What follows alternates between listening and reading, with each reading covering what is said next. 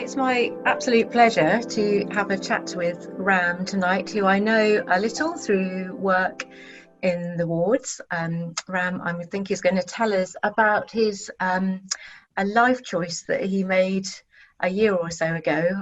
Ram's a doctor at the moment, a junior doctor on working in gastroenterology. That's how I know him. And Ram, I wondered if you'd talk to us a little bit about your interesting choice of why you don't work in Torbay full-time as a doctor. Hi everyone. Yeah, I work with Jane on Alison, on gastro. I'm an F1. I just started in August. But I applied for part-time work, so I work 3 days a week. And with my other time, I use it to pursue my ambitions as an artist. So I'm a music artist, as well as a painter. So I write songs and produce music. And then the other time I use it to paint. Yeah. And you said something, you wrote something for the group to explain to us what you wanted to talk about. And I was very taken by the fact that you said, I made the decision to do art part-time and to be a doctor part-time, and realised that what had been stopping me was a fear of failure, and maybe a fear of hard work. Tell us about that a little. Yeah. So I've always done music and arts throughout my life, but I chose to do medicine for numerous reasons. I wanted to help people. I was a healthcare assistant as well. And I thought when I made that choice that it would be so full on that I wouldn't be able to pursue, the other things. And I always dreamed about being an artist. Until I got to fourth year of medical school, and I just felt disgruntled and a bit disillusioned with the course. And it wasn't anything to do with medicine or healthcare work, but it was because I was just unhappy. And it was because I wasn't giving the time I wanted to pursue my, ambitions in art. And one day I just was just like, I'm just going to do it anyway. I'm just going to try and do it, both these things at once. Yeah. And it was hard initially, but it was just a mindset change, I guess, in the end. And I figured out a way eventually just through persistence. And then I got this part-time thing through fortunate circumstance as well. Yeah. And were there, where did you get your support for doing that, for managing to make this happen? Was it totally from yourself, or did you look elsewhere? It was from my mum and my dad, and they'd supported me all the way, but I never felt like I'd got the same support through music and arts that I did with academically, because they're quite academically minded, and they're not that autistic actually, in terms of they don't paint or anything like that. And I thought they were always pushing me in one direction. But after a lot of conversations, which really was about me figuring out my own, my own perceptions of myself, I realized that they'd support me through anything, really. So I owe everything to my mum and dad, because they're Fantastic. rocks in my life. And you said something else you wrote, as there was a real theme through all the work that you've talked about when you wrote to us about of compassion, and that everything you've done, all the art, you link to compassion. I don't know if it's a good moment to share some of the Ram's painting, and maybe you could talk to us about where they came from and your inspiration for them. Yeah. So this is my first painting, because I actually never painted before 3 years ago. But when I decided to follow my dream as an artist, and I'd mainly just been writing songs and music and compositions and things like that, it kind of took this life of its own, and I started painting along with it, and I just had this urge to make this image. So things that fueled this would be my mixed race heritage. My mum's Bangladeshi, my dad's Chinese. But my whole family is mixed. My cousin is half British, half Bangladeshi. My other cousins are American and Malaysian. And so I wanted to make something that was kind of brought people together, kind of completely inclusive, and showing the whole spectrum of the human race. And what better to do that than through skin tones, because I only realized through making this painting that skin tones together really work. Just that spectrum of different people really shows up when you put them together. So that's why I did this. And then the hands touching are about intimacy and love, regardless of difference. It's not just about race, it's about gender, it's about, you know, disability, sexuality, everything that you can categorize human beings as, and just looking past all of that and having compassion and love for each other. And the final thing, it's the hands are the center focus, because in healthcare, the way that we care is really through hands. The hands are the tool for compassion and to give love to each other. You know, we care for each other. I was a healthcare assistant, so I'd like physically care for someone's needs and, you know, clean them, wash them. You comfort someone with hands when they're crying. You use your hands to perform minute surgeries. You use your hands, you know, to take bloods and things like that, to make beds, you shake hands with patients and people when you meet them. Everything is about hands and how much emotion they can feel and how human the hands represent humanity, basically. So that image just came to me and I just felt compelled to make it. And so I made this in a week. And yeah. Wow, you've provoked lots of comments, Ram. Nick, did you want to just take a quick look through the comments? Is there anything you wanted we should share? Sorry, I can't see them all at the moment. Yeah, I've got some here. Do you want me to ask a few at this point? Yeah, fantastic. Thank you.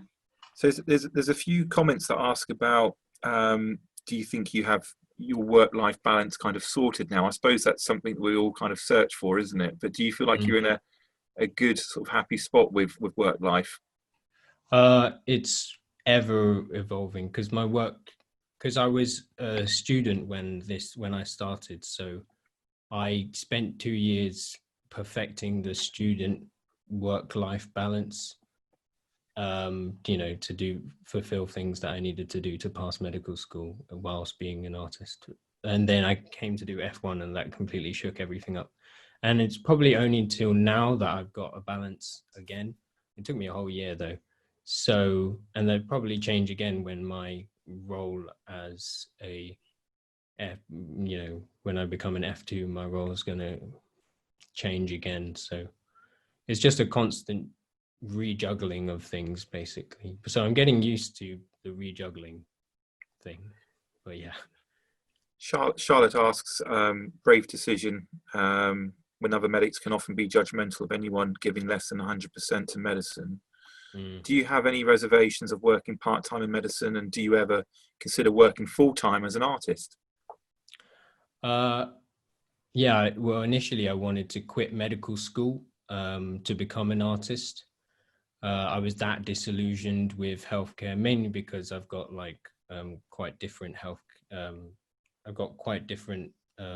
health beliefs in terms of alternative approaches, which aren't included in the NHS. And I wanted to quit because of that just burning ambition to make art.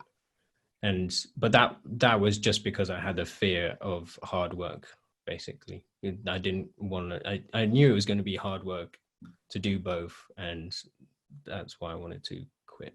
But my mum just supported me and was persistent, very persistent at times, and yeah, got me through that period, and I continued, and it was the best decision to not quit.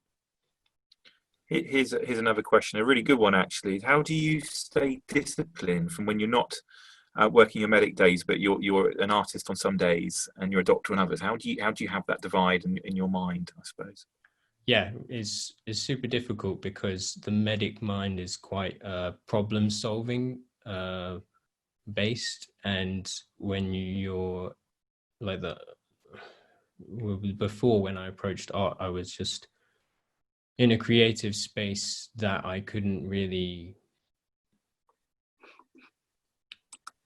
concentration issues were a bit different really. I'm just working on it over time. It's difficult to switch things up. Before I tried to become really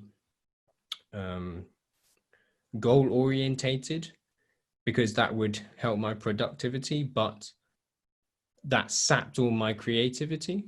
So then I laxed things up and I became really creative, but then I became less productive. Mm-hmm. And so now I just divide up my time and try and get into the headspace every time I've got 2 hours to do music. And then I'm trying to develop rituals to get me into the headspace to then be able to produce music. Because it's really just, I call it, I think the term is like flow state. When you're just in the zone, then you can just make art. So it's just getting in the zone. And it's the same with medicine. When you're in the zone in medicine, you can just perform really well as the clinician. So different rituals get me into different states. So I'm just trying to perfect that at this stage. Oh, really interesting. Thank you. Jane, I think that's pretty much it. I mean, there are comments about how relevant and powerful, obviously, the painting is, particularly at the moment. And I think we all say how much we love that painting. So thank you for sharing that. Could you, the other thing that struck me in the information you sent us, Ram, was you talked about a project about relationships between people based on some questions from the New York Times that people might be familiar with. Did you want to talk about that a little? Yeah. We're looking at your fantastic artwork as you talk to us. Oh, thanks. Yeah, so last year I was involved. I was very fortunate with the circumstances that brought me to everyone else last year, but it was my final year of medical school, and I just painted this painting that you're seeing now in January. This is my third painting. I spent a long while on this painting. It took me a couple months. All the skin tones are based on healthcare. Well, first of all the hands and all the skin tones are based off actual women, my friends or colleagues that work in the NHS. So the diversity is within our actual, organization, which I wanted to draw a highlight to. This painting's really just about compassion. And I wanted to make it into a mural because I thought that wouldn't it be great if we had hospitals filled with, this kind of art. It doesn't have to be my art, but art that's, evokes compassion and that kind of feeling of compassion within others, within the people that are working in the building next to the painting or walking past it. If we had that in the NHS, I wonder what that would do to staff well-being, to patient well-being, and whether it would lift moods of people when they're in, because it's a very stressful environment and all these kind of things. The hospital is, it's a social hub. So I wanted to make this into a mural and not necessarily put it in the hospital, but put it in a public space. And so I went into my final year after January. I had like 5-6 months left of medical school. I wanted to put that into a public space. So before this, I was introvert in some respects. I'm kind of a mix of extrovert and introvert. In that period of my life, I was an introvert, so I spent most of my time in my room, where I made the decision to get out of my room and start meeting people and try and find like-minded people. So I went to all these society meetings, all these student gatherings and things like that to find other artists. And I found loads of artists and made really good friends with people, bonding over music, over art, over similar kind of values, and found people that also wanted to do similar kind of things. So one of my friends, Saad, Palestinian guy, he wanted to create an exhibition, a public exhibition free for Exeter. Another one of my friends, Alexia, she wanted to create a kind of event to raise money for a local charity within Exeter, like a homegrown charity.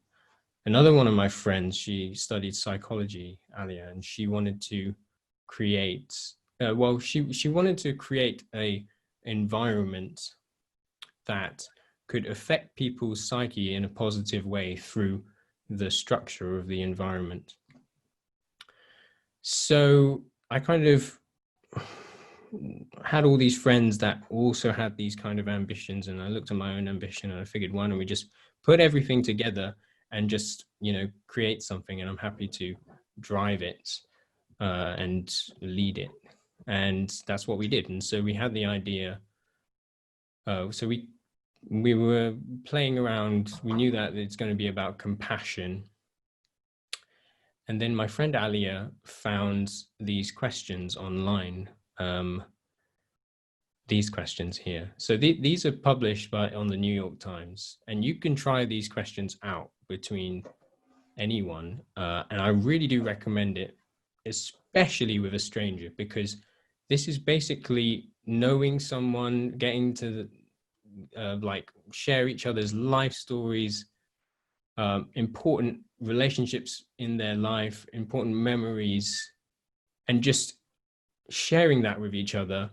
You know, you learn about a person, but you also fall in love with them, which is funny.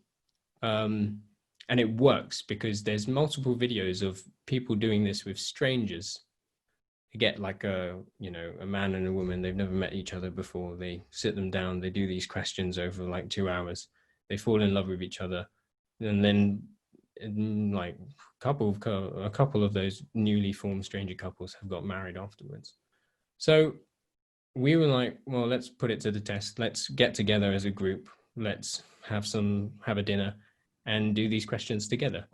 And we did those questions, and we formed a fantastic bond. And these people that I only met like a couple months ago, and yet I felt really close to them within just a few months. I never felt that before.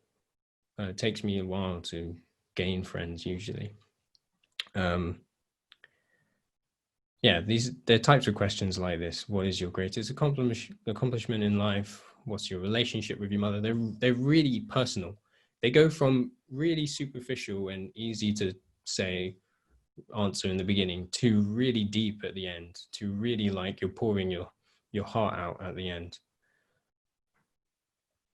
So we figured, let's put this in the project, whatever it's going to be. Let's organize some workshops and get strangers to come together from, you know, our influence was the uni circles. So we would get students to come together. We'd put them into groups of 2 or 3, make sure they're with strangers that they don't know, and just get them to go through the questions and, you know, have fun with it and learn about each other. And it was amazing what we built some friendships from nothing. People were exchanging numbers at the end, exchanging details. I don't know what's happened now, whether they still keep in contact or not. But yeah, those it worked really. And it's hard for me to describe it because you kind of have to do the questions to really get it, because it's all about emotion and how you feel at the end. You know, you feel like elated. It's social interaction on a completely different level, on a human to human level. Yeah. But that wasn't all we did. Even listening to you, Ram, you're giving us some of that sense of how excited you were about the whole thing and how powerful it is. I know that we're going to, and we've got 5 minutes or so. There's so many things that we could ask you. I just wanted to touch a little bit on the music and painting and how they fit together for you, and how one informs the other, maybe. Yeah. Okay. Yeah. So my music, I grew up listening to a lot of Beatles, and they're really, there's this book called The Little Black Book of Songs, and it's got every single Beatles song in it and all the chords. So I got that book obviously when I was first learning to play at like 13, and I learned all the songs because they're really simple chords, but powerful songs, really catchy. And then I started messing around with chords and messing around with lyrics and writing kind of my own songs. And at first they were really, they weren't that great, but I was like young, 13. But I just stuck with it. It was therapy for me. It was like journaling. It was expression. So I just kept writing songs. And music's always been a powerful thing for me as well. So I stuck with the guitar as well. And then when I decided to become an artist, I decided to really go for my music as well. So I bought loads of equipment to record and produce things. I then met loads of musicians who were also trying to do the same thing on various levels. And when I started working this year, I managed to save up some money, and now I've hired one of my friends as a producer and another friend as a session musician, and I'm currently producing my album at the moment. So yeah, and it's going really well. And I'd love to share with you guys some of the music. Fantastic. Yeah. And I know we are going to run out of time very sadly, very soon, I'm sure. I guess that as a final question, so you're 2/3, a bit more of the way through your year as an F1. What's been what's the best thing, the most difficult and the best thing, do you think, about the last year? Most difficult,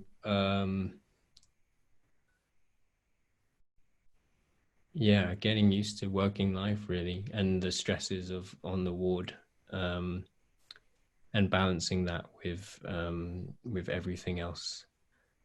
Just learning how to be an adult. I'm right at the beginning of the journey. You guys have already gone through it, but yeah. You seem to be making a pretty good job so far, I'd say. Oh, thank you very much. Yeah, and then the most I mean, it's the same thing really, just the new experience and meeting everyone and finding this at the hospital, which I was so amazed about, and so grateful really that we have a community and a family within the hospital that all appreciate art and all share art and all have their artistic hobbies and interests that you guys have pursued, throughout your life. And so it gives me hope and drive. And yeah, I'm just looking forward to how Hearts progresses and what's next, because this is great, this Zoom call since it started. So then excited.